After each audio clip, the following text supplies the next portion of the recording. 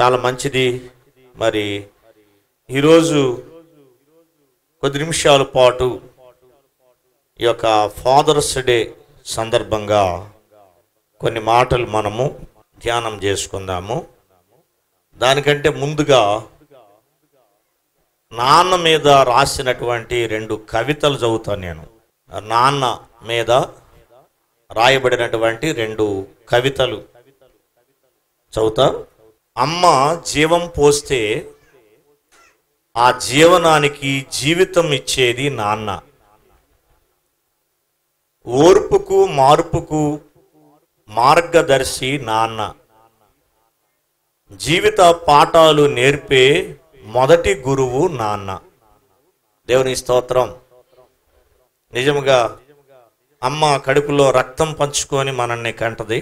ఆమె రక్తం అంతా మనకి పోసి మనల్ని ఆమె కంటే 9 మాసాలు మోసి మనకు ఆమె జన్మనిస్తే ఆ యొక్క జన్మకు జీవిత పాఠాలు నేర్పేది. జీవితం అంటే ఎలా ఉంటుందిరా, లోకం అంటే ఎలా ఉంటుందని మనల్ని ఎత్తుకొని మనకంతా బయటికి తీసుకెళ్ళి చూపించి మనకు అన్ని రీతిలుగా ఈ లోకంలో ఉన్నటువంటి విషయాలని మనకి అన్ని కూడా పరిచయం చేసి చెప్పేది నాన్న. నాన్నను ఎప్పుడు కూడా మర్చిపోదు. చాలామంది తల్లి ప్రేమ చాలా గొప్పది అంటారు, ఓకే, కానీ తల్లి ప్రేమే కనపడే ప్రేమ. తండ్రి ప్రేమ తల్లి ప్రేమ కన్నా గొప్ప ప్రేమ. అది కనపడనటువంటి ప్రేమ. తల్లి తన ప్రేమ మొత్తాన్ని కూడా వ్యక్తపరచగలదు. తండ్రి చాలా ప్రేమ ఉంటుంది ఆయనకి, కానీ బయటికి వ్యక్తపరచలేని గొప్ప ప్రేమ గలవాడు నాన్న. కాబట్టి నాన్న తండ్రి అంటే అది ఎంతో మరి గొప్ప ఆధిక్యత. దేవాది దేవుడు కూడా తన్ను తల్లితో పోల్చుకోలేదు. బైబిల్లో తండ్రితోటే పోల్చుకున్నాడు. ఒక తల్లిగా ఆయన ఉండొచ్చు కదా, కానీ ఎందుకో ఆయన నేను తండ్రిగానే ఉండాలని కోరుకున్నాడు. ఆయన తండ్రి అనే మాటకే ఎక్కువ ప్రాధాన్యత ఇచ్చాడు. కాబట్టి తండ్రి అనే పదము, ఫాదర్ అనే పదము, నాన్న, daddy, what ever it may be, ఏది అయినప్పటికీ కూడా అవి చాలా ఆశీర్వాదకరమైనటువంటి మాట నాన్న అనేది. ఇంకొక కవిత చదువుతా, చిన్న కవిత. నీ ఆశలే తన ఆయువుగా, నీ ఆశలే తన ఆయువుగా, నీ గెలుపు తన లక్ష్యంగా,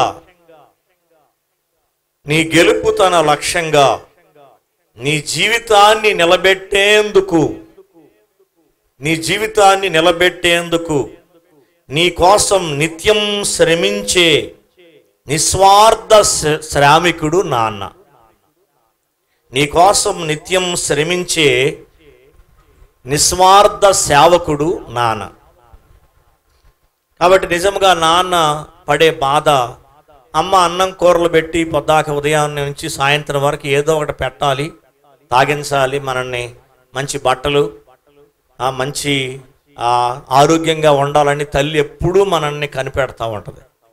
కానీ తండ్రి ఆశ ఎట్లా ఉంటుంది అంటే, నా కూతురు నా కొడుకు గొప్పవాళ్ళు అవ్వాలా, వాళ్ళ కోసం నేను శ్రమ పడాలని ఒక ఉదయం లేదు, మధ్యాహ్నం లేదు, రాత్రి లేదు, ఎంత దూరమైనా, ఎంత ఎండైనా, వానైనా, వర్షమైనా, చలైనా, ఏదైనా సరే తట్టుకొని కష్టపడి రూపాయి తీసుకొచ్చి మనల్ని పోషించేది నాన్న. వాళ్ళు ఆనాడు చిన్నతనం, మన చిన్నతనంలో వాళ్ళు మనల్ని అలా పోషించకపోతే ఇవాళ ఈ స్థితిలో ఉండేవాళ్ళం కాదు. వాళ్ళు ఈ లోక సంబంధమైనటువంటి భోగాలలో పడిపోయి మనల్ని పట్టించుకోకుండా ఉన్నట్లయితే మనకి ఇవాళ ఈ జీవితం ఉండేది కాదు. దేవాది దేవుడు మనకి ఈ లోకములో ఒక తల్లి గర్భములో ఉండటానికి అవకాశం ఇస్తే, తల్లి మనల్ని కని పెంచితే తండ్రి మనల్ని పోషిస్తాడు. నిజముగా తండ్రి ఆయన ఎలాంటి వాడైనా సరే ఆయన ప్రేమ లేకపోతే ఇవాళ మనం ఎలా ఉండేవాళ్ళం కాదు.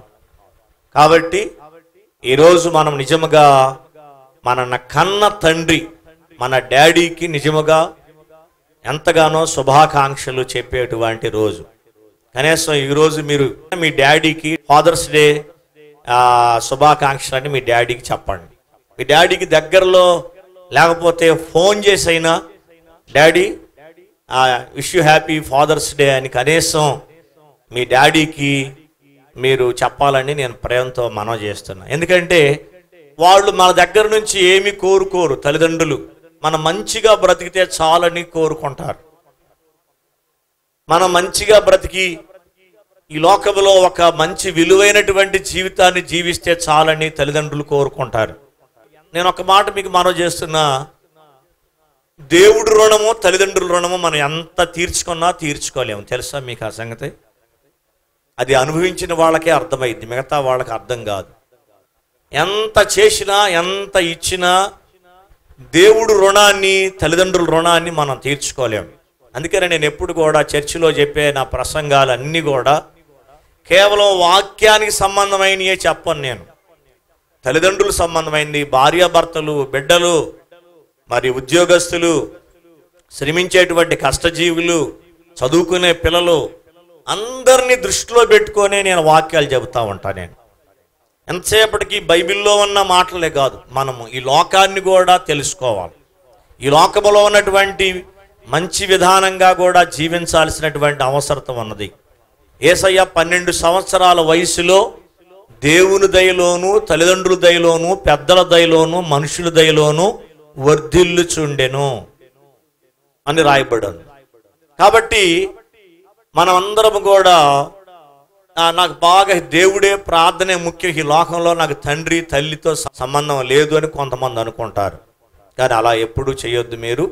మరి ఒక వచనాన్ని మనం చదువుకొని మనం కొద్ది నిమిషాల పాటు దేవుని యొక్క వాక్యాన్ని మనము ధ్యానం చేసుకుందాం.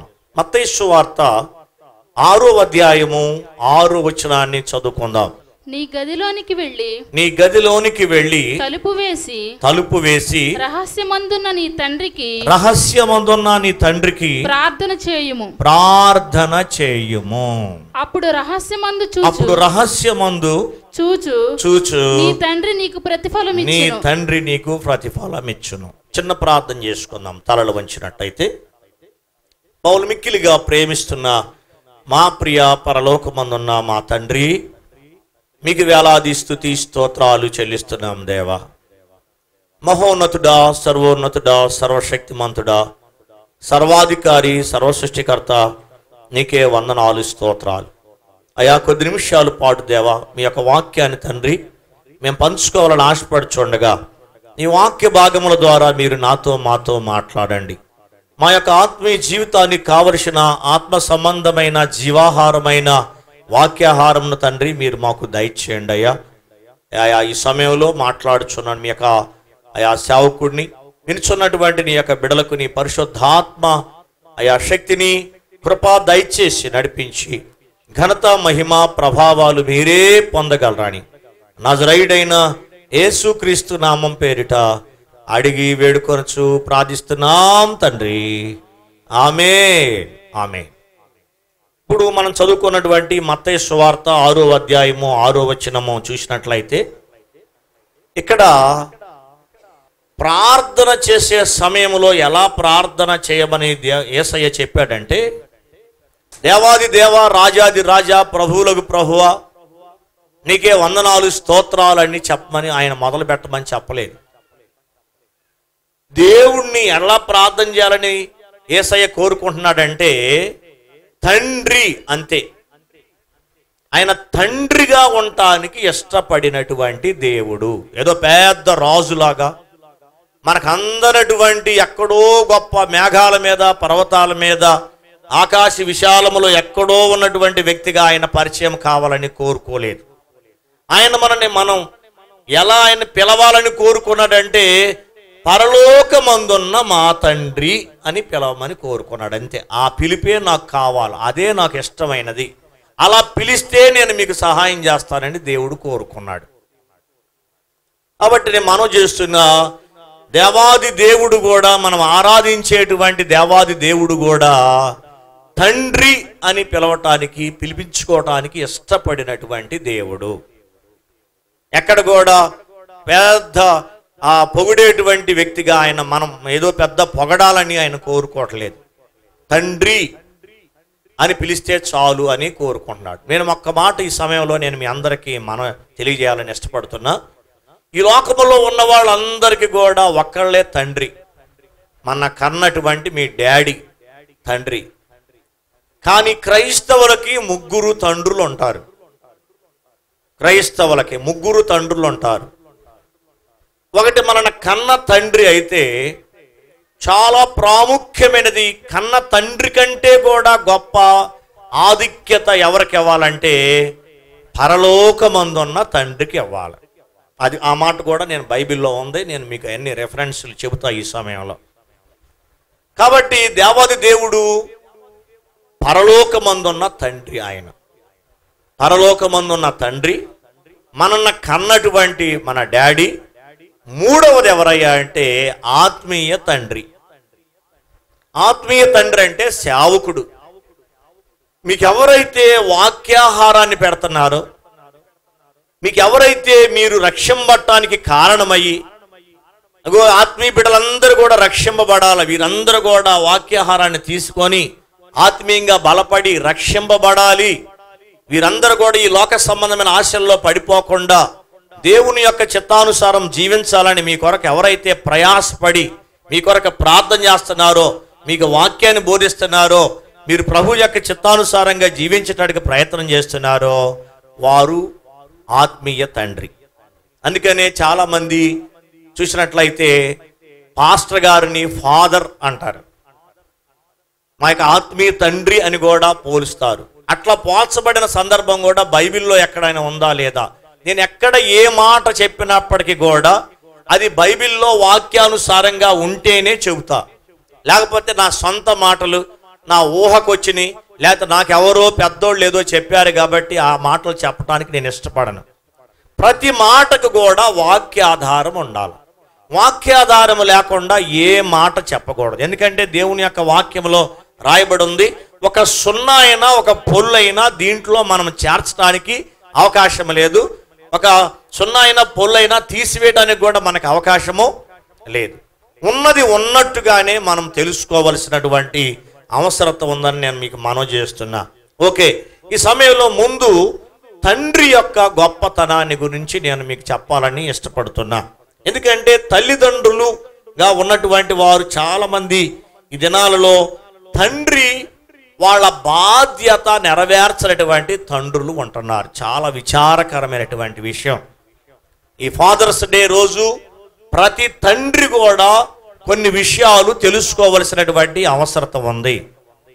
కొంతమంది చూసినట్లయితే తండ్రులు బాధ్యతారహితంగా ఉంటున్నారు. ఏదో కంఠం వాళ్ళే పెరుగుతారులే, చెట్టుకి కాయలు కాస్తే అయ్యే పెరుగుతాయిలే అన్నట్టుగా పిల్లల్ని కని వదిలేయటము అది మంచిది కాదు. ఎందుకంటే పిల్లలు ఒక దేవుడిచ్చినటువంటి బహుమానంగా భావించి ఆ పిల్లల ఎడల చాలా ప్రేమ కలిగి ఆ పిల్లల్ని పెంచవలసినటువంటి బాధ్యత ప్రతి తండ్రికి ఉంది. నా యొక్క బాధ్యత తల్లిదండ్రులుగా ఎంతో బాధ్యత ఉంది. చూడండి, ద్వితీయోపదేశ కాండము 6వ అధ్యాయము 7వ వచనం చూసినట్లయితే, మీరు చదవమన్నప్పుడు చదవండి. ద్వితీయోపదేశ కాండము 6వ అధ్యాయం 7వ వచనం చూసినట్లయితే, పిల్లలకు దేవుని యొక్క వాక్యాన్ని అభ్యసింపజేయాల ప్రతి తండ్రి కూడా, ప్రతి తల్లిదండ్రులు కూడా ఏదో రీతిగా నా పిల్లలు దేవుని యొక్క వాక్యాన్ని వినాలి, దేవుని యొక్క వాక్యాన్ని తినాలి అనేటువంటి ఉద్దేశంతో ప్రతి తండ్రి కూడా పిల్లల్ని పెంచవలసిన బాధ్యత ఉంది. అంతేగాని చాలా మంది తండ్రులు నీకు ఎంత డబ్బు కావాలంటే ఇస్తారు, అంతే జేబులో నుంచి డబ్బులు తీయటం, ఎన్ని కట్టలు కావాలంటే ఇస్తారు, కానీ వాక్యాన్ని వారికి ఇవ్వట్లేదు. తండ్రి బాధ్యత, తల్లిదండ్రుల బాధ్యత.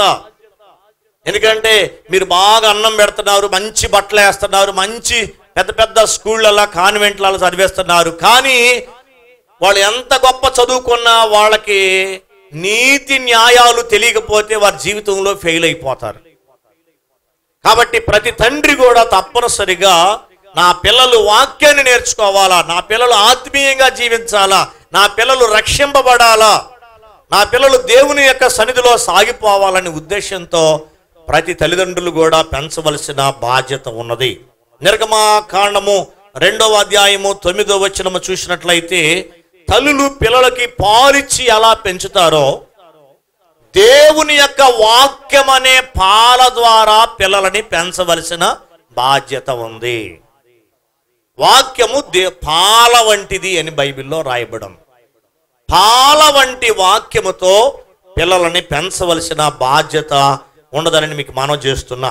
యెషయా గ్రంథము 38వ అధ్యాయము 19వ వచనము చూసినట్లయితే యెషయా గ్రంథము 38వ అధ్యాయము 19వ వచనములలో పిల్లలకు సత్యాన్ని తెలియజేయాలి.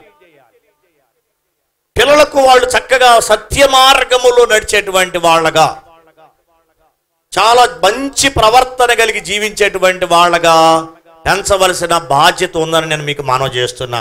నేను ఈ సందర్భంలో ఒక మాట మీకు మనవి చేస్తున్నా. పిల్లలకి ఒక లక్షణం ఉంది. నేను బిఈడి చదువుకున్నా, ఎంఈడి చదువుకున్నా. మా కోర్సులో వచ్చినటువంటి మాట ఏంటంటే పిల్లలంట చెప్పింది చేయడానికి ఇష్టపడరంట, చేసేది చేయడానికి ఇష్టపడతారంట. నేను చెప్పండి, పిల్లలు చెప్పింది చేయడానికి ఇష్టపడరు, ఎవరన్నా చేస్తా ఉంటే దాన్ని చూసి చేయడానికి ఇష్టపడతారు. అరే చదువుకోండ్రా అని అన్నమనుకోండి, పొద్దాక వాళ్ళు చదవరు. మీరు పుస్తకం తీసుకొని చదువుతూ ఉండండి, ఆటోమేటిక్గా అప్పుడు వాళ్ళు కూడా పుస్తకం తీసుకొని చదువుతూ ఉంటారు. అరే బైబిల్ చదువుకోండ్రా అంటే వాళ్ళు చదవరు. ముందు మీరు బైబిల్ తీసుకొని చదువుతూ ఉంటే వాళ్ళు ఆటోమేటిక్గా బైబిల్ తీసుకొని చదువుతారు. ప్రార్థన చేసుకోండి, మీకు అసలు ఏ భయం లేదు, దేవుడు అంటే భయం లేదు. నేను ఏదో ఎట్లా అయిపోయా, మీరన్నా ప్రార్థన చేసుకోండిరా అని అంటే పిల్లలు ప్రార్థన చేసుకోవాలంటే చేసుకోలేరు.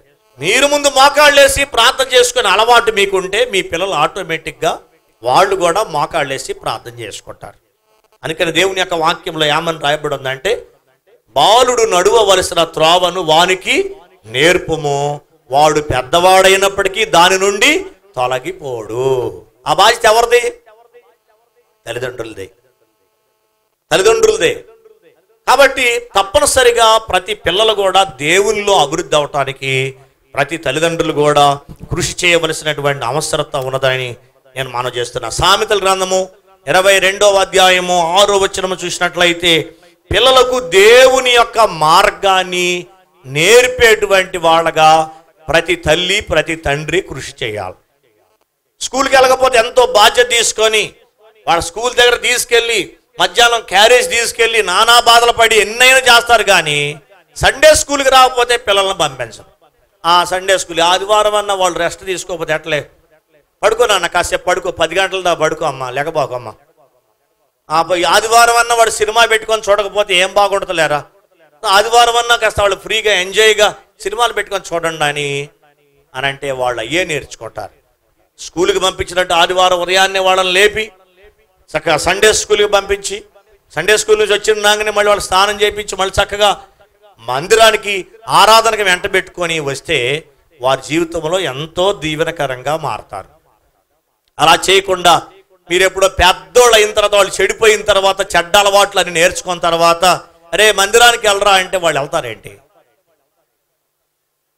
మొక్కయి వంగనది మానయి వంగిద్దా? చెట్టు అయిన తర్వాత వంగమంటే వంగిద్దా? అది చిన్న మొక్కలో ఉన్నప్పుడే వంచాలంటే వంచగలరు. పిల్లలు కూడా అంతే, వాళ్ళు పెద్దోళ్ళు అయిపోయిన తర్వాత వాళ్ళని మార్చాలంటే మన వల్ల కాదు.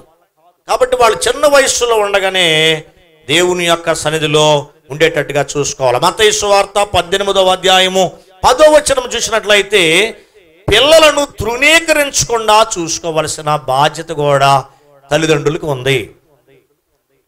వాళ్ళు చాలా చూసినట్టయితే పిల్లలు చాలా మూర్ఖంగా ఉంటారు కొంతమంది, కానీ వాళ్ళని సరైనటువంటి రీతిగా పెంచుకోవలసినటువంటి బాధ్యత ఉన్నది. ఎఫెసీయులకు రాసిన పత్రిక 6వ అధ్యాయము 4వ వచనము చూసినట్లయితే పిల్లలను దేవుని శిక్షణలోను బోధలో పెంచాలని దేవుని యొక్క వాక్యము రాయబడి ఉంది. నేను మనవి చేస్తున్నా, మీరు ఎంత గొప్ప స్కూల్లో చదివించారు, ఎంత గొప్ప వాళ్ళకి ఇంగ్లీష్ మీడియం చెప్పించారా, తెలుగు మీడియం చెప్పించారా, లేదా పెద్ద స్కూల్లో పెద్ద డొనేషన్లు కట్టి పెద్ద పెద్ద చదువులు చదివించారా, అనే దానికంటే కూడా దేవుని యొక్క వాక్యాన్ని బట్టి నేను మీకు మనవి చేసేది ఏంటంటే, పిల్లలని దేవుని శిక్షలో బోధలో పెంచారా లేదా? వాళ్ళు చిన్న స్కూల్లో చదువుకున్నా పర్వాలేదు, కానీ దేవుని యొక్క శిక్షలో బోధలో పెంచకపోతే వాళ్ళు భవిష్యత్తులో చాలా నష్టపోతారు. ఈ మధ్యన చూడండి, ఒక ఆయన పేపర్లో పడింది, ఆయన ఐఏఎస్ ఆఫీసర్ అయ్యాడు. ఆయన కూడా ఐఏఎస్ ఆఫీసర్ కొడుకంట, పేపర్లో పడింది. వాళ్ళ నాన్నగారు ఐఏఎస్ ఆఫీసర్ కాబట్టి ఆయన్ని ఇతర దేశాల్లో చదివించాడంట. ఇతర దేశాల్లో పెద్ద పెద్ద కార్పొరేట్ కాలేజీల్లో చదివించాడు. ఈయన కూడా ఐఏఎస్ ఉద్యోగం వచ్చింది. ఐఏఎస్ ఉద్యోగం వచ్చినటువంటి 5 సంవత్సరాల్లోనే పెద్ద లంచం తీసుకుంటా పట్టుబడి వాళ్ళ జైల్లో ఉన్నాడు. అంటే ఏంటి, ఇప్పుడు ఆయనకి చదువు ఉంది, జ్ఞానం ఉంది, గొప్ప గొప్ప స్కూల్లో చదువుకున్నాడు, వాళ్ళ నాన్నగారికి మించి బాగా చదువుకున్నాడు, గొప్ప భారతదేశంలోనే ఉన్నటువంటి పెద్ద పెద్ద ఉద్యోగాలలో ఉద్యోగం ఏంటంటే ఐఏఎస్. అలాంటి గొప్ప ఉద్యోగం చేసుకుంటా, కానీ అతనికి ఎంత ఉద్యోగం ఉంది, డబ్బు ఉంది, హోదా ఉంది, చదువు ఉంది, ఈ లోక సంబంధమైన జ్ఞానం ఉంది, కానీ దేవుడు అంటే భయం లేదు.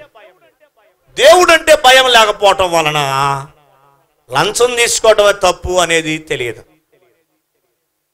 అయ్యో ఇలా చేస్తే నేను పట్టుబడిపోతా, ఇది దేవుని దృష్టిలో తప్పు, మానవ దృష్టిలో తప్పు అనేది తెలియక డబ్బు మీదే ఆశతో ఉండి లంచం తీసుకుంటా ఆ యొక్క లంచాన్ని తీసుకునేటప్పుడు పట్టుకునేటువంటి వాళ్ళు ఉంటారు, వాళ్ళకి పట్టుబడిపోయాడు.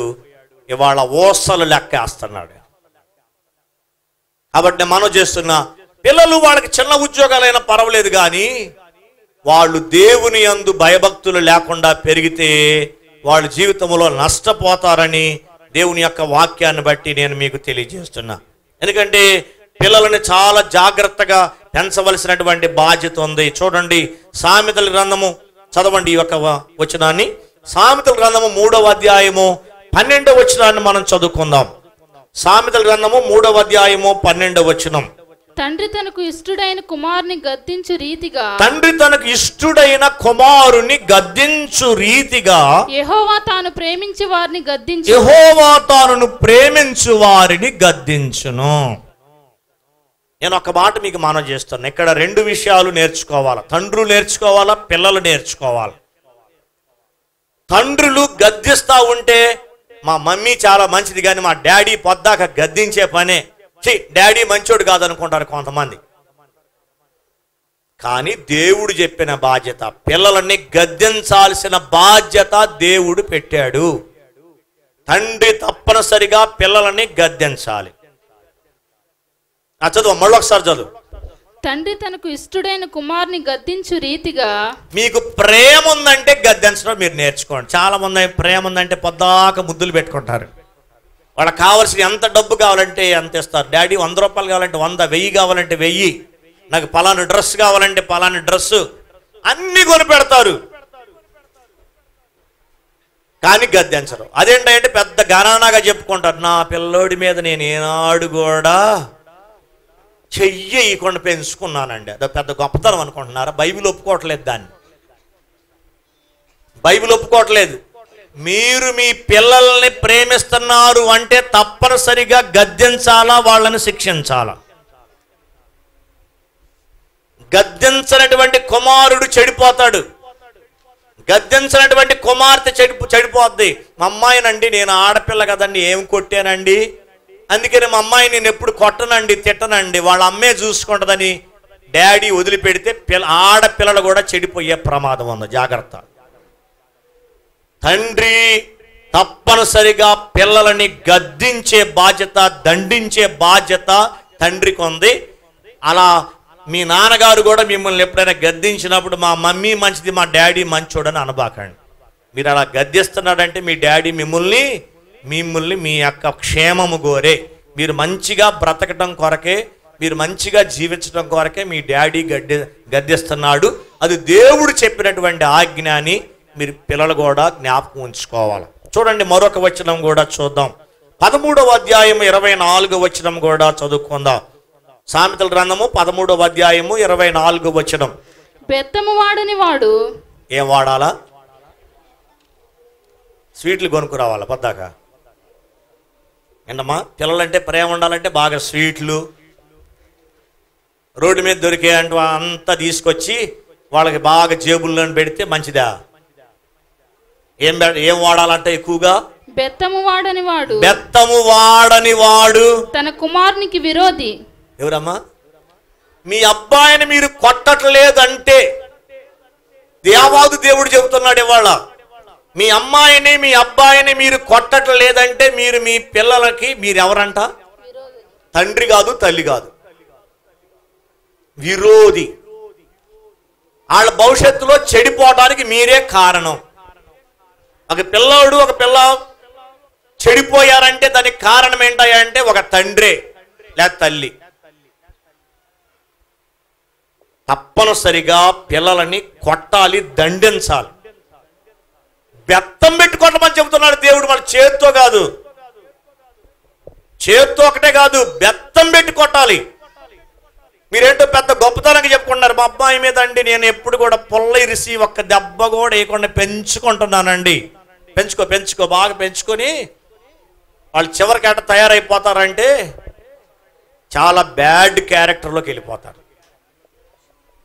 నేను మనం చేస్తున్నా, మీకు ప్రేమ ఉందంటే మీ ప్రేమ కడుపులో పెట్టుకోండి, హృదయంలో ఉంచుకొని వాళ్ళని గద్దించాల్సిన బాధ్యత ప్రతి తల్లికి తండ్రికి ఉందని నేను మీకు మనవి చేస్తున్నా. చూడండి మరొక వచనము 19వ అధ్యాయము 18వ వచనం కూడా చూద్దాం. సామెతలు 19వ అధ్యాయము 18వ వచనం. బుద్ధి వచ్చునని నీ కుమారుని శిక్షింపుము, అయితే వాడు చావవలనని కోరవద్దు. కొంతమందికి నోరు తెరిస్తే చాలు ఫస్ట్ చావు మాటే పోతుంది. రే నిన్ను పాము గర్వ పోతున్నావా, బయటికి రావద్దు, లేక అక్కడే చావు. అసలు ఎందుకు వస్తుంది ఆ మాట నాకు అర్థం కాదు. చావు మాటే ముందు వస్తుంది. కొట్టరాదు, నీ జాతర అయితే నీ కోపం తిరిగేదాకా దెబ్బలు కొట్టు, 4 దెబ్బలు కొట్టు. కానీ నేను మనవి చేస్తున్నా, ఏ తల్లి తండ్రి కూడా పిల్లలు చచ్చిపోవాలని ఎప్పుడు కూడా కోరుకోకూడదు. అసలు ఆ మాట మనం నోటితో అనకూడదు. ఆ మాట మనం నోటితో అంటే కూడా అది వాళ్ళకి శాపమే. మన నోటితో ఎప్పుడు కూడా శాప వచనాలను పలకొద్దు. వాళ్ళు మంచిగా ఆరోగ్యంగా బాగా ఉండాలనేగా మనం వాళ్ళని కోప్పడేది. అంతేగాని వాళ్ళు చచ్చిపోతే మనకేంటి లాభం? ఇంత కని పెంచి వాళ్ళు చివరికి చచ్చిపోతే ఏంటి మనకు ప్రయోజనం ఏంటి? కాబట్టి ఏ తల్లి కూడా తండ్రి కూడా చూసినట్లయితే పిల్లలు చనిపోవాలని ఎప్పుడు కూడా కోరుకోకూడదు, కానీ వాళ్ళు బాగుపడాలని వారిని శిక్షించాల్సినటువంటి బాధ్యత ఉందని దేవుని యొక్క వాక్యము తెలియజేస్తుంది. సామెతల గ్రంథము 1వ అధ్యాయము 8వ వచనం కూడా మనం చదువుకుందాం. సామెతల గ్రంథము 1వ అధ్యాయము 8వ వచనం. నా కుమారుడా నీ తండ్రి ఉపదేశము ఆలకించుము, నీ తల్లి చెప్పు బోధను త్రోసివేయకము. కాబట్టి ఇక్కడ 2 విషయాలు ఉన్నాయి. ప్రతి దాంట్లో కూడా 2 విషయాలు ఉన్నాయి. నీ తండ్రి చెప్పు ఉపదేశమును ఆలకించుము. ఇక్కడ 2 విషయాలు ఉన్నాయి, మీరు జాగ్రత్తగా ఉంచుకోవాలి. అంటే ప్రతి తండ్రి కూడా ఉపదేశము చెప్పే వాళ్ళలాగా తయారవ్వాలి. Every father just like a pastor. ప్రతి తండ్రి కూడా ఒక ఉపదేశిలాగా ఉండాలి.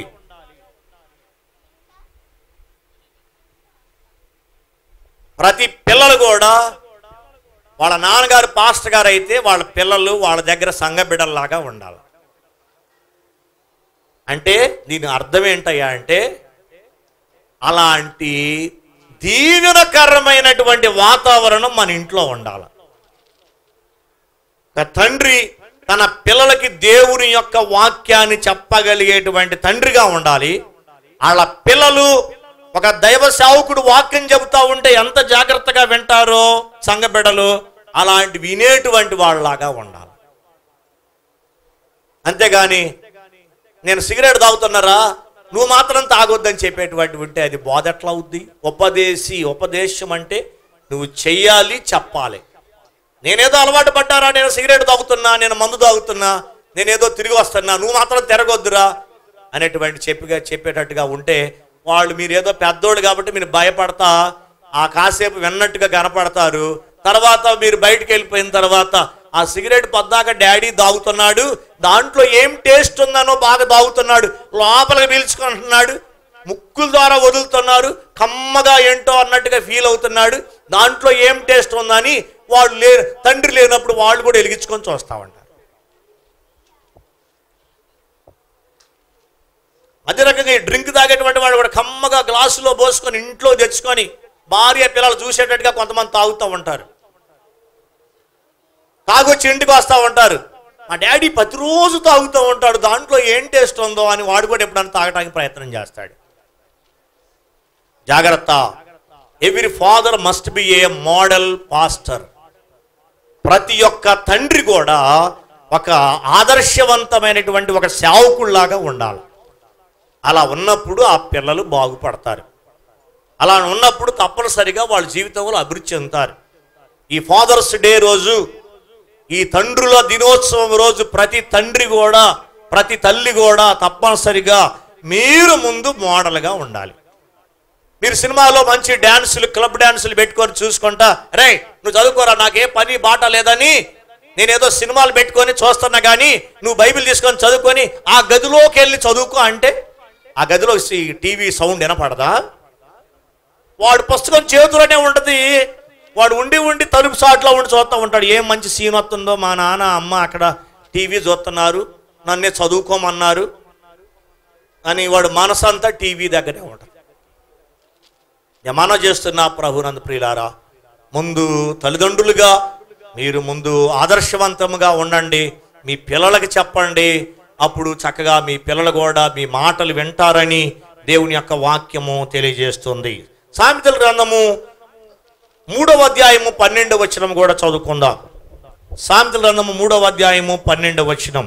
తండ్రి తనకు ఇష్టడైన కుమారుని గద్దించు రీతిగా యెహోవా తాను ప్రేమించు వారిని గద్దించును. దేవుడు కూడా మనల్ని గద్దిస్తాడనమాట. దేవుడు కూడా ఒక్కోసారి తండ్రి స్థానంలోకి వెళ్తాడు. ఒకసారి దైవ సేవకులు చెప్పే వాక్యం ద్వారా మిమ్మల్ని గద్దింపులు వస్తూ ఉంటాయి. మీకు దేవుడు మాట్లాడటం అంటే దర్శనములో మాట్లాడితేనే మాట్లాడాడు అనుకోవద్దు.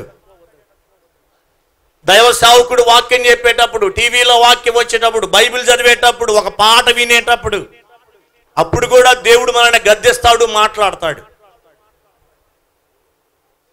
ఒక తండ్రి తనను ప్రేమించేటువంటి పిల్లవాడిని ఎట్లా గద్దిస్తాడో దేవాది దేవుడు కూడా, ఆయన కూడా తండ్రి స్థానంలోకి వచ్చి మనల్ని గద్దిస్తూ ఉంటాడు. ఆ గద్దింపునకు మనము ప్రతి ఒక్కరు కూడా లోబడవలసినటువంటి బాధ్యత ఉన్నది. 4వ అధ్యాయం 1వ వచనం కూడా చూడండి. సామెతల గ్రంథంలోనే 4వ అధ్యాయం 1వ వచనం. కుమారులారా తండ్రి ఉపదేశము వినుడి. మీరు తప్పనిసరిగా మీ నాన్నగారు చెప్పేటువంటి మాటలు వినకుండా ఉండొద్దు. మీ తల్లిదండ్రులు చెప్పేటువంటి మాటలు వినాలి. ప్రతి ఒక్క పిల్లలు కూడా తల్లిదండ్రులు చెప్పేటువంటి మాటలు వినాలి.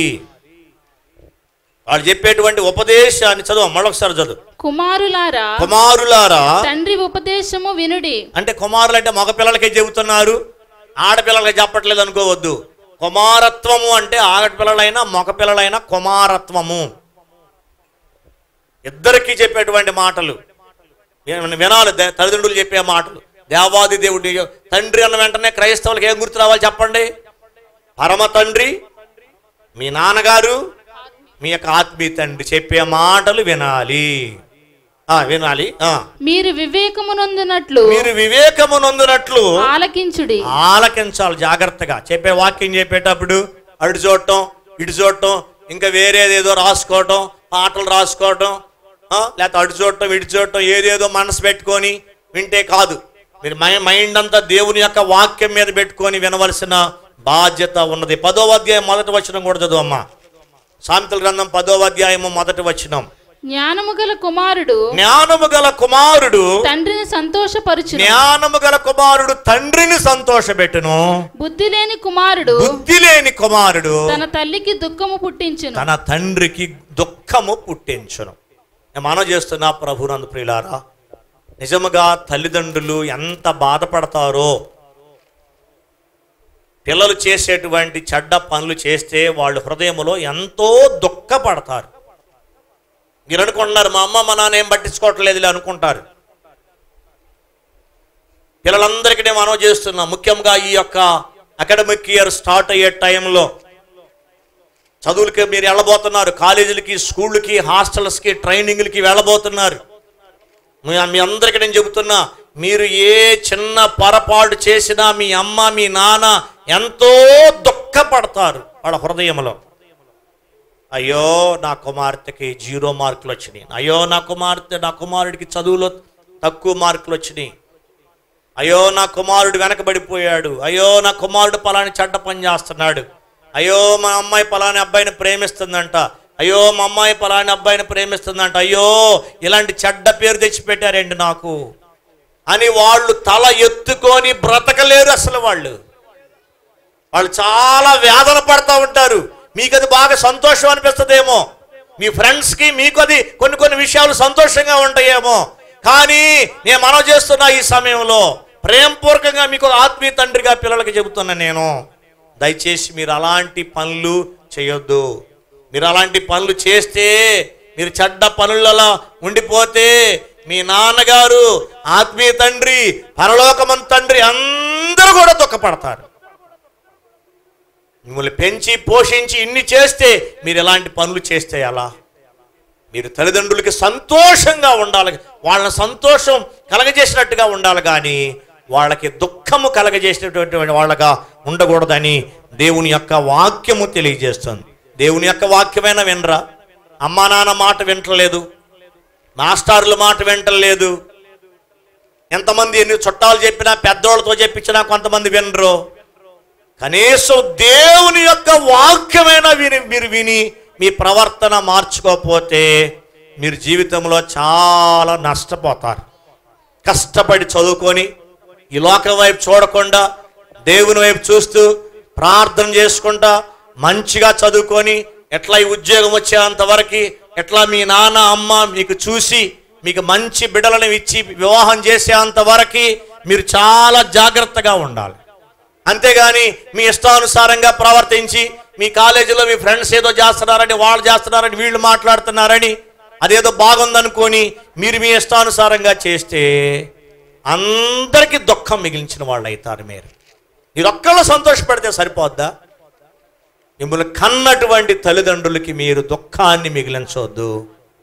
మీరు ప్రయోజకులై చక్కగా జాబ్ సంపాదించుకొని తల్లిదండ్రులు చూసేంతవరకు ఆగి మంచి చక్కగా దేవుని యొక్క బిడ్డలకు చక్కగా ఇచ్చి వివాహాలు చేసేంతవరకు మీరు కనిపెట్టి ఉండవలసినటువంటి బాధ్యత మరి దేవుని యొక్క బిడ్డలకి ఉందని, ముఖ్యంగా క్రైస్తవ కుటుంబాలలో ఉన్నటువంటి పిల్లలకి చాలా జాగ్రత్తగా జీవించాల్సిన బాధ్యత ఉందని దేవుని యొక్క వాక్యాన్ని బట్టి నేను మీకు తెలియజేస్తున్నా. దేవుడి చిత్తమైతే నేను ఈ సమయంలో ఒక ప్రకటన చేయబోతున్నా. మీరు దయచేసి ప్రతి ఒక్కరు కూడా వినాలని కోరుతున్నా. ఇక నుంచి ప్రతి వారములో మంగళవారం రాత్రి only for parents and children కొరకు వాక్యం చెప్పబోతున్నా మన మందిరంలో. చప్పట్లు కొట్టి దేవుని మహిమపరచాలి. ఈరోజు నేను ఫాదర్స్ డే రోజు కొన్ని వాక్యాలు మాత్రమే చెప్పగలుగుతున్నా, కానీ ప్రతి మంగళవారం రాత్రి పేరెంట్స్ ఎలా ఉండాలి, పిల్లలు ఎలా ఉండాలి అనే దాని గురించి నేను చెప్పాలనుకుంటున్నా. అవకాశం ఉన్న ప్రతి తల్లిదండ్రులు కూడా మంగళవారం రాత్రి రండి. చదువుకునేటువంటి పిల్లలు కూడా ప్రతి మంగళవారం కూడా మందిరానికి రండి. ఇంకా ఆ రోజు ఇంక ఏ టాపిక్ చెప్పడం జరగదు. ఎన్ని రోజులైనా తల్లిదండ్రుల గురించి, పిల్లల గురించే వాక్యం చెబుతాను నేను.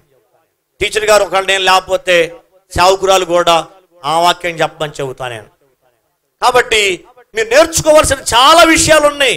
మీరు నేర్చుకోకూడదు ఎన్నో నేర్చుకుంటున్నారు, కానీ నేర్చుకునే విషయాలు నేర్చుకోవట్లేదు.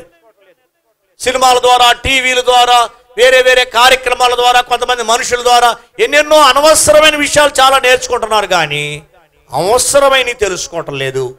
మీకు అవకాశం ఉంటే ప్రతి మంగళవారం రాత్రి 8 గంటల నుండి 9 గంటల వరకు 1 గంట దేవుని యొక్క సన్నిధిలో 1 అరగంట సేపు వాక్యం విని ప్రత్యేకంగా తల్లిదండ్రుల కొరకు, ప్రత్యేకంగా పిల్లల కొరకు ప్రార్థన చేయాలని ఇష్టపడుతున్నాం. మీరు అట్లా రావాలని మిమ్మల్ని ప్రేమపూర్వకంగా నేను మీకు మనవి చేస్తున్నా. ఓకే, ఇందాక నుంచి మామూలు తండ్రిని గురించి చెప్పాం. ఇప్పుడు ఇందాక నుంచి మీరు అడుగుంటా ఏంటంటే పాస్టర్ గారు ఆత్మీయ తండ్రి ఎలా అవుతాడు? ఆయన మామూలు పాస్టర్ గారు కదా, ఆయన ఏంటి తండ్రి అవటం ఏంటి? కొంతమంది పాస్టర్ గారిని ఫాదర్ అని పిలవటం ఏంటి? ఆ పాస్టర్ గారిని ఆత్మీయ తండ్రి అని పిలవటం ఏంటి? ఇది వాక్య ఆధారం ఏమైనా ఉందా? అలా బైబిల్లో ఉందా లేదా? లేకపోతే వీళ్ళేదో గౌరవం కొద్దిగా ఆయన పెద్దోడని ఆయన అట్లా పిలుస్తున్నారా అనే విషయాన్ని కూడా మీరు తెలుసుకోవలసినటువంటి అవసరం ఉన్నది. చూడండి ఒకసారి ఫిలిప్పీయులకు రాసిన పత్రిక 2వ అధ్యాయము 22వ వచనం ఒకసారి చూడండి. ఫిలిప్పీయులకు రాసిన పత్రిక 2వ అధ్యాయము 22వ వచనాన్ని మనం చదువుకుందాం. అతని యోగ్యత మీరు ఎరుగుదురు. తండ్రికి కుమారుడు ఎలాగు సేవ చేయును అలాగే అతడు నాతో కూడా సువార్త వ్యాపకము నిమిత్తము సేవ చేసెను. దేవుని స్తోత్రం. ఇక్కడ అపోస్తలుడైన పౌలు గారు ఒక సంఘ బిడ్డల గురించి రాస్తున్నటువంటి మాటలు అన్నమాట. మీ డాడీకి మీరు ఎట్లా దగ్గర ఉండి ఆ డాడీ చేసే పనులల్లో ఎట్లా సహాయం చేస్తారో, ఇక్కడ అపోస్తలుడైన పౌలు గారికి ఒక సంఘ బిడ్డ అలా సేవలో సహాయం చేశాడంట. వాళ్ళ డాడీ పక్కనే ఉండి, ఆత్మీయ తండ్రి ప్రక్కనే ఉండి, ఒక కుమారుడులాగా నాకు ఆయన ఎంతో సేవలో సువార్త వ్యాప్తిలో నాకు ఎంతో సహాయం చేశాడు అని ధైర్యముగా పరిశుద్ధాత్మ దేవుని ప్రేరేపణ ద్వారా ఈ తెస్సలోనికి రాసినటువంటి పత్రికలో అపోస్తలుడైన పౌలు గారు రాస్తూ ఉన్నాడు. మరొక వచనం కూడా చూడండి. తెస్సలోనికి రాసినటువంటి మొదటి పత్రిక 2వ అధ్యాయము 12వ వచనాన్ని చదువుకుందాం. తెస్సలోనికి రాసినటువంటి మొదటి పత్రిక 2వ అధ్యాయము 12వ వచనం. తన రాజ్యమునకు మహిమకును మిమ్మును పిలుచుచున్నటువంటి దేవునికిని తగినట్టుగా మీరు నడుచుకొనవలెనని మేము మీతో ప్రతివానిని హెచ్చరించుచు ధైర్యపరచుచు సాక్ష్యమిచ్చుచు తండ్రి తన బిడ్డల ఎడల నడుచుకొను రీతిగా మీలో ప్రతివాని ఎడల మేము నడుచుకుంటామని. దేవుని స్తోత్రం. ఇక్కడ దైవ సేవకులు ఎట్లా నడుచుకున్నారంట? అక్కడ ఉన్నటువంటి తెస్సలోనిక సంఘము విషయంలో దైవ సేవకులు ఎలా నడుచుకున్నారంటే, తండ్రి తన బిడ్డల ఎడల ఎలా నడుచుకుంటాడో మీలో ఉన్న ప్రతి వారి ఎడల మేము ఒక తండ్రిలాగా నడుచుకున్నాము అని ఇక్కడ అపోస్తలుడైన పౌలు గారు రాస్తున్నాడు. అంటే దైవ సేవకులు తండ్రి స్థానములో ఉంటారు, దైవ సేవకురాలు తల్లి స్థానములో ఉంటుంది. అందుకనే మనం ఆత్మీయ తల్లి గారు తండ్రి గారు అంటాం. అయ్యగారు అంటే ఏంటనుకున్నారు అర్థం? ఈ లోకస్తులు చెప్పినట్టు అయ్యవారులు కాదు. అయ్యవారు వేరు, అయ్యగారు వేరు. అయ్య అంటే తండ్రి, అమ్మగారు అంటే ఏంటి? తల్లి, అమ్మ. ఆ ఉద్దేశంతో అమ్మగారు అంటాము, అయ్యగారు అంటాం, ఆత్మీయ తండ్రి అంటాం, ఫాదర్ అంటాం. అదనమాట. అంటే దైవ సేవకులు దేవుని బిడల విషయంలో ఒక తండ్రిలాగా నడుచుకుంటారు. ఎందుకంటే అది మోడల్ చూపించాడు దేవాది దేవుడు. అపోస్తలుడైన పౌలు గారు తెస్సలోనిక సంఘం విషయంలో ఒక మోడల్ చూపించాడు. ఒక తండ్రిలాగా ఆయన నడుచుకున్న విధానాన్ని ఇక్కడ మనం చూస్తున్నాం. ఇంకొక వచనం చదువుకుందాం. తిమోతిలకు రాసినటువంటి మొదటి పత్రిక 1వ అధ్యాయము 2వ వచనం కూడా చదువుకుందాం. తిమోతిలకు రాసినటువంటి మొదటి పత్రిక 1వ అధ్యాయము 2వ వచనం. విశ్వాసమును బట్టి నా నిజమైన కుమారుడగు. ఎవరికి? అపోస్తలుడైన పౌలు గారు రాస్తున్నాడు ఈ మాట.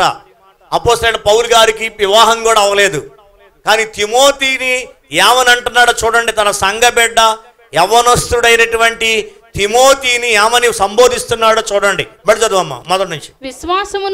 విశ్వాసమును బట్టి నా నిజమైన కుమారుడగు. దేవుని స్తోత్రం చెప్పాలా. తిమోతి గారంట దైవ సేవకుడైనటువంటి పౌలు గారికి నిజమైన కుమారుడుగా రాస్తూ ఉన్నాడు ఇక్కడ. అంటే అసలు ఇప్పుడు నేను మీకు ఒక మాట అడుగుతా చెప్పాలి. నాకున్న 3 కుమారులు ముఖ్యమైన నిజమైన కుమారుల, ఆత్మీయ బిడ్డల నిజమైన కుమారుల, కుమార్తెల చెప్పాలి. నాకున్నటువంటి 3 కుమారులు కంటే కూడా నిజమైన బిడ్డలు ఎవరు చెప్పండి? ఆత్మీయ బిడ్డలు. అందుకనే నేను ఎక్కువగా నా టైం అంతా భార్య పిల్లల దగ్గర కాదు, ఎక్కువ నేను ఉండేదంతా కూడా సంఘం విషయంలోనే ఉంటాను. నేను ఒక్కోసారి అంటూ ఉంటారు, మీ సంఘం గురించే మీ అన్నీ కూడా పొద్దాకు లెగిస్తే బయట పనులే, సంఘం పనులే, ఇంట్లో విషయాలు చూసుకోవట్లేదు అసలు మీరు అన్నట్టుగా ఒక్కోసారి నేను ఇంట్లో మాట పడాల్సి వస్తుంది. దానికి కారణం ఏంటంటే నిజమైన కుమారులు, నిజమైన కుమార్తెలు. వీళ్ళు బాగా ఆత్మీయంగా అభివృద్ధి చెందాల, వీళ్ళు బాగా దేవుల్లో రక్షింపబడాల, వీళ్ళు బాగా వాక్యాలు నేర్చుకోవాలా, వీళ్ళు బాగా ప్రార్థన తెలుసుకోవాలా, వీళ్ళు ఎక్కడ పాపంలో పడిపోకూడదు, వీళ్ళు ఎక్కడ లోకంలో పడిపోకూడదు. వీళ్ళు చదువుకునే వాళ్ళైనా, ఉద్యోగాలు చేసుకునే వాళ్ళైనా, వ్యాపారం చేసుకునే వాళ్ళైనా, పనులు చేసుకునే వాళ్ళైనా, ఎవరైనా పర్వాలేదు, వీళ్ళందరూ చక్కగా ఆత్మీయంగా జీవించాలని మేము ఆత్మీయ తల్లిదండ్రులాగా మేము భారం వహించి సేవ చేస్తూ ఉంటాం. ఆ మాట మరోసారి చదువమ్మా. నా నిజమైన కుమారుడగు తిమోతికి శుభమని చెప్పి, శుభమని తిమోతికి శుభమని చెప్పి వ్రాయినది తండ్రి అయిన దేవుని నుండి మన ప్రభువైన క్రీస్తు యేసు నుండి కృపయు కనికరమును సమాధానమును నీకు కలుగును గాక. మేము ప్రతిరోజు ప్రతి ప్రార్థన చివరిలో ఈ దీవెనిచ్చేది అందుకేనన్నమాట. ఆ నిజమైన తండ్రి, ఆ పరలోకపు తండ్రి దేవాది దేవుని దీవెన, యేసుక్రీస్తు వారి యొక్క కృప, పరిశుద్ధాత్మ సహవాసము మీ అందరికి తోడుగా ఉండాలని ప్రతి ఆరాధనలో మీటింగ్ చివరి భాగంలో దీవించేది. ఎందుకయ్యా అంటే అపోస్తలుడైన పౌలు గారు తిమోతిని అలా దీవించాడు. అలా దీవెనలు దైవ సేవకులు దీవెనలు కూడా మీకు అవసరాన్ని ఉద్దేశంతో అలా దీవిస్తూ ఉంటాం. ఓకే, తర్వాత నేను ముగించబోతున్నా. కేవలము పరలోకమందున తండ్రి, మీ నాన్నగారు ఆత్మీయ తండ్రి విషయంలోనే కాదు, దేవాది దేవుడు ఇంకొక విషయంలో కూడా కొంతమందిని తండ్రుల్లాగా చూడాలని కోరుకుంటున్నాడు. అదేంటో ఒక వాక్యం నేను చదివి వినిపిస్తా, చూడండి ఒకసారి. తిమోతికి రాసిన మొదటి పత్రిక చదవండి అమ్మా. తిమోతికి రాసిన మొదటి పత్రిక 5వ అధ్యాయము 1వ వచనం చదువుకుందాం. వృద్ధుని గద్దెంపక, మొదటి తిమోతి 5:1. వృద్ధుని గద్దెంపక తండ్రిగా భావించి అతనిని హెచ్చరించుము. కొంతమంది వృద్ధాప్యములో ఉంటారు, కొంతమంది తల్లులు తండ్రులు. మీ నాన్న కాకపోయినా వాళ్ళు మీ అమ్మ కాకపోయినా వృద్ధాప్యములో ఉన్నటువంటి వాళ్ళని మీ నాన్నగారుగా మీ తల్లిగా భావించాలా అని దేవుడు చెబుతున్నాడు. ఎందుకో తెలియదు, మరి ఎందుకనంటారు చెప్పండి? ఎందుకనంటారు? పాపం వాళ్ళు పెద్దవాళ్ళు అయిపోయిన తర్వాత వాళ్ళు నడవలేరు, అంత ఇదిగా పనిచేసుకోలేరు, అంత ఇదిగా ఏమి చేయలేరు. కాబట్టి ఆ ముసలాడా, ఆ ముసల్దా అని ఎప్పుడు ఎవరిని అనబాకండి. దేవుని యొక్క ఆజ్ఞ, నేను చెప్పిన మాట కాదు, దేవాది దేవుడు చెప్పాడు. మీ అమ్మ కాకపోయినా మీ నాన్న కాకపోయినా వాళ్ళు వృద్ధాప్యములో ఉన్నటువంటి వాళ్ళు, పెద్దలుగా ఉన్నటువంటి ప్రతి వాళ్ళని కూడా మీ తండ్రిలాగా భావించి వాళ్ళని ప్రేమించాలి. అందుకనే మన ఆరాధనలో ప్రతి ఆదివారం ఆరాధనలో వృద్ధాప్యములో ఉన్నటువంటి కొంతమందికి ఏదో ఒకటి స్వీటో మజ్జిగో హాటో ఏదో ఒకటి పెట్టి పంపిస్తాం మన ఆరాధనలో. దేవుని స్తోత్రం చెప్పండి. అదొకటే కాదు, నేను మీకు చెప్పట్లేదు కానీ, చెబితే అదొక పెద్ద ప్రచారం లాగా ఉంటుందని చెప్పట్లేదు కానీ, ఏదో ఒక సందర్భంలో వృద్ధాప్యంలో పెద్ద వయసులో ఉన్నటువంటి వాళ్ళు మా కొరకు ప్రార్థన చేయండి అయ్యా అని మన దగ్గరికి వచ్చినటువంటి వాళ్ళకి మేము కొంతమందికి సహాయం కూడా చేస్తాను. టీచర్ గారు, ఆ సేవకురాలు ఆమె హయాంలో ఆమె కొన్ని సహాయం చేస్తూ ఉంది, నేను చేస్తున్నా. కానీ మేము వాళ్ళని ప్రచారం చేసుకొని మేము ఎంతమందికి ఎలా ఇస్తున్నాం అంతమందికి అలా ఇస్తున్నామని మేము చెప్పుకోవట్లేదు. కానీ ఏదో ఒక రీతిగా వాళ్ళకి ఎంతో కొంత మేము ప్రతి వారములో కూడా ఒక వృద్ధాప్యములో ఉన్నటువంటి వ్యక్తికి, ఒక భర్త లేనటువంటి వ్యక్తికి, తల్లిదండ్రులు లేనటువంటి పిల్లలకు మా చేతనైనంత సహాయం మేము చేస్తూనే ఉన్నాం. మీరు కూడా అలా చేయాలని మిమ్మల్ని కోరుతున్నాను. ఎందుకంటే దేవాది దేవుడు చెబుతున్నాడు. లాస్ట్గా నేను వాక్యాలు చెప్పి నేను ముగించబోతాను. ఒకసారి చూడండి, యాకోబు పత్రిక 1వ అధ్యాయం 27వ వచనం.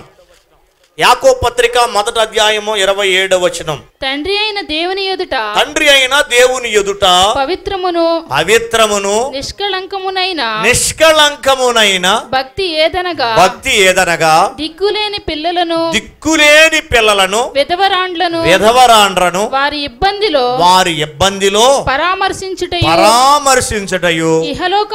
ఇహలోక మాలిన్యమును అంటకుండా తన్ను తాను కాపాడుకొనుటయు ముఖ్యమైనదన్నమాట. దిక్కులేని పిల్లలు, తండ్రి లేని పిల్లల్ని. పాపం కొంతమంది ఈరోజు ఫాదర్స్ డే గురించి చెబుతా ఉంటే నాన్న లేనటువంటి వాళ్ళు పడే బాధ ఎంతో కాదు. డాడీ ఉన్నటువంటి వాళ్ళు, daddy wish you happy father's day, నీకు తండ్రి ఫాదర్స్ డే శుభాకాంక్షలు అని చెప్పుకుంటారు. నాలాంటి వాళ్ళు నేను ఎవరికి చెప్పుకోవాలా? నాకు మా నాన్న లేడు. ఇవాళకి మా నాన్నగారు ఫోటో నేను కాసేపు 5 నిమిషాలు చూస్తే ఇప్పటికీ కూడా నేను ఎంతో దుఃఖపడతా ఉంటాను. నాన్న ఎంత గొప్ప ఆధిక్యతో, నాన్న లేని లోటు ఎంత గొప్ప లోటో మీకు తెలియదు. తండ్రి చనిపోతే మీకు అర్థమైంది. తండ్రి ఉన్నటువంటి వాళ్ళకి చాలా మందికి అర్థం కావట్లేదు. తండ్రి ఉంటే ఎంత గొప్పతనమో, ఎంత ధైర్యమో. మా నాన్నగారు చచ్చిపోయినప్పుడు నేను ఒకటి అనుకున్నా, అయ్యో మా నాన్న మంచం మీద ఇంటి ముందున్నా నాకు ఎంత ధైర్యంగా ఉండేది. నేను పడుకొని లెగలేని టైంలో కూడా నాకు ఒక సలహా ఇస్తే ఎంత బాగుండేదని నేను అనుకున్నా. ఆయన నిజంగా ఆయన చనిపోయేంతవరకు కూడా నాకు ఏదో ఒక సలహా ఇచ్చేవాడు. నాకు పెద్ద ఆస్తిపాస్తులు నాకేం పంచిపెట్టలేదు. ఈ ఇళ్ల స్థలం ఒకటే నాకు ఇచ్చింది మా నాన్నగారు. మాకే ఆస్తి లేదు, మాకే అంతస్తు లేదు. ఎక్కడ పెద్ద పెద్ద ఫ్లాట్లు కానీ పొలాలు కానీ ఆస్తిపాస్తులు మాకు మా నాన్నగారు పంచిపెట్టలేదు. కానీ ఆయన దేవుని యొక్క భయభక్తుల్లో పెరిగేటట్టుగా మమ్మల్ని ఎప్పుడు కూడా గద్దెస్తూ ఉండేవాడు, ఎప్పుడు కోప్పడతా ఉండేవాడు. మా నాన్నగారు బాగా ప్రేమించి ఎత్తుకున్నాడని నేను చెప్పలేను, కానీ ఆయన ప్రతి చిన్న విషయానికి కూడా గద్దించేటువంటి వాడు. దానికి మీకు ఉదాహరణ చెబుతా. ఒకసారి మా నాన్నగారి పేరు మీద ఒక పోస్ట్ వచ్చింది, రిజిస్టర్డ్ పోస్ట్. ఆ రిజిస్టర్డ్ పోస్ట్ వచ్చిన టైంలో మా నాన్నగారు లేరు ఇంట్లో. ఆ పోస్ట్ మ్యాన్ ఏమన్నాడంటే, అయ్యా మరి మీ నాన్నగారు లేరు, పోస్ట్ ఆఫీస్కి వచ్చి తీసుకెళ్ళండి అని అన్నాడు. నేను అన్నా కదా, మళ్ళీ పోస్ట్ ఆఫీస్కి వచ్చి తీసుకెళ్ళాలంటే అది కుదరదు, ఎప్పుడో దూరంగా ఉంది పోస్ట్ ఆఫీసు. నేను మా నాన్నగారు లాగా సంతకం పెడితే ఇస్తారా అని అడిగాను నేను. సరే బాబు మీ కొడుకే కదా, సరే ఇస్తానులే తీసుకోమని మా నాన్నగారి లాగా నేను కేయడం అని సంతకం పెట్టా. మా నాన్నగారు ఎట్లా పెడతారో అలా పెడితే నాకు ఆ పోస్టు ఆ కవర్ ఇచ్చి వెళ్ళిపోయారు. మా నాన్నగారు ఫస్ట్ ఉద్యోగం పోస్టల్ డిపార్ట్మెంట్లో చేశారంట ఆయన నా చిన్నతనంలో. మా నాన్నగారు వచ్చిన తర్వాత నేను ఎంతో పెద్ద ఘనకార్యం చేశానట్టుగా, నాన్న నీకు రిజిస్టర్ పోస్ట్ వస్తే నువ్వు లేకపోతే నీ సంతకం నేనే చేసి నేను తీసుకున్నా నాన్న, ఇదిగో నీకు ఉత్తరం వచ్చిందని మా నాన్నగారికి ఇచ్చాను నేను. మా నాన్నగారికి ఇస్తే నన్ను ఎంతో అప్రిషియేట్ చేస్తాడు, అభినందిస్తాడు అనుకుంటే వెంటనే నన్ను గద్దించారు. నువ్వు ఇప్పుడు చేసిన పని ఏంటో తెలుసా, ఫోర్జరీ చేసావు అన్నాడు. నా సంతకాన్ని ఫోర్జరీ చేసి నాకు వచ్చిన కవర్నే నువ్వు తీసుకున్నావు. నేను పోస్టల్ డిపార్ట్మెంట్లో పనిచేసా, రిజిస్టర్ పోస్ట్ వచ్చిందంటే వారం రోజులు పోస్ట్ ఆఫీస్లో ఉంటుంది. అది వారం రోజుల తర్వాత వారం రోజుల్లో ఎప్పుడైనా మనం వెళ్ళి తీసుకోవచ్చు. నువ్వెందుకు తీసుకున్నావు? అలా తీసుకోవడం తప్పు కదా. ఏం పోయింది? అలా తీసుకోకపోతే నేను వెళ్ళి తీసుకునేవాడినే కదా. నువ్వు అట్లాంటిది అలవాటు చేసుకోవద్దన్నారు. నేను మనవి చేస్తున్నా, మా నాన్నగారు నాకు బైబిల్ వాక్యాలు లేకపోతే పెద్ద పెద్దవి చెప్పలేదు, కానీ సిన్సియారిటీ నేర్పాడు ఆయన ఖచ్చితత్వం నేర్పాడు. ఖచ్చితంగా ఎలా మాట్లాడాలో, అవసరమైతే ఎదుట వ్యక్తి బాధపడినా పర్వాలేదు కానీ వాళ్ళకి ఖచ్చితమైనటువంటి మాట చెప్పాలనేటువంటి విషయాన్ని మా నాన్నగారి దగ్గర నేను నేర్చుకున్నాను. నేను మనవి చేస్తున్నా, ఇప్పుడు మా నాన్నగారు చనిపోయి దాదాపు 15 సంవత్సరాలు అయింది. అయినప్పటికి కూడా మా నాన్నగారి మాట తలుసుకోనటువంటి రోజే లేదు. నా 3 కుమారుల్ని నాన్న అనే పిలుచుకుంటా. ఇవాళ మా మనవణ్ణి కూడా మా నాన్న అనే పిలుచుకుంటాను. దేవునికి స్తోత్రం చెప్పండి. అది దేవుని కృప. నాన్నగారు ఉంటే ఆ యొక్క గొప్ప ఆశీర్వాదం ఈ ప్రపంచంలో ఇంకెవరికి లేదు. నాన్న అనే పదము చాలా గొప్ప పదం.